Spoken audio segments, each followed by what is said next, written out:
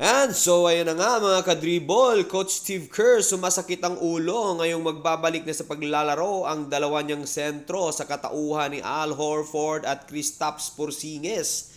Paano ba naman kasi ang ganda ng ipinakitang performance ng bago nilang sentro na si Charles Bassey.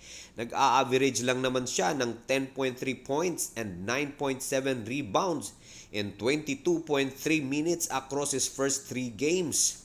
10 araw na kontrata lang ang ibinigay sa kanya ng Golden State Warriors kaya di niya sinasayang ang pagkakataon at ipinakita niya sa bawat laro ang lahat na kaya niyang gawin para makatulong sa kupunan.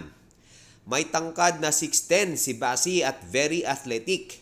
Isang bagay lang ang wala sa kanya kumpara kina Quentin Post, Al Horford at Kristaps Porzingis, yun ay ang 3-point shooting. Pero bumabawi naman siya pagdating sa depensa at rebound.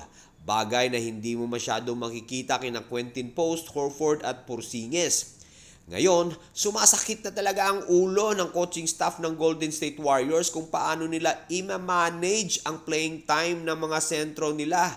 Lalo pat mas malaking pangalan naman ang Al Horford at Kristaps Porzingis, di ba? Kumpara sa isang Charles Bassey. May laro ngayon ang Golden State Warriors kontra Sacramento Kings. Titingnan natin kung mabibigyan ba ng playing time si Bassey. Ngayong maglalaro na muli sina Horford at Porzingis. Kung inyong matatandaan, nakapagtala lang naman si Bassey ng 14 points, 12 rebounds and 2 blocks noong unang magharap ang dalawang kupunan.